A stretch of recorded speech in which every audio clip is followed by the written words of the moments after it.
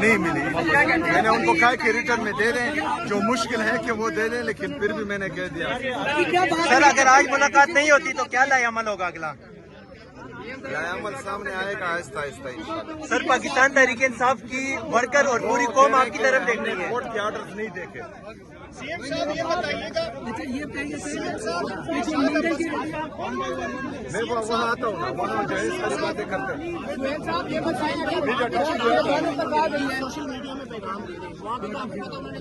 نہیں وہ کرتے ہیں نا, بعد میں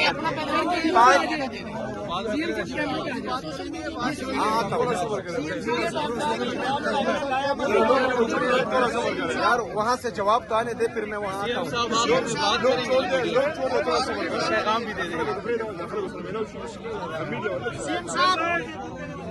افریدی صاحب ایک سوال کا جواب دیں کہ انڈیا کے ساتھ جو ہے افغانی جو حکومت ہے ان کی بات چیت شروع ہوتی ہے تجارت کے حوالے سے, تو آپ کیا سمجھتے ہیں افغان عبوری حکومت کی انڈیا کے ساتھ جو ملاقاتیں ہیں, تو آپ کو اس میں کوئی سازش کی بنیاد آتی؟ دوسرا ہے کہ ہری پور میں آپ نے جلسے میں اعلان کیا کہ یہاں پر دفاع کے اوپر آپ چڑھائی کریں گے, تو ایز اے CM آپ کی جو اسٹیٹمنٹ ہے سلطان رائی کی طرح, تو آپ کیا سمجھتے ہیں کہ مودی کی طرح آپ مطلب ووٹ بینک بڑھا رہے ہیں, کیا کریں؟ میری اسٹیٹمنٹ جو ہے ہمیشہ سہیل افریدی کی ہوتی ہے, کسی اور سے کمپیئر کرنے کی ضرورت نہیں ہے.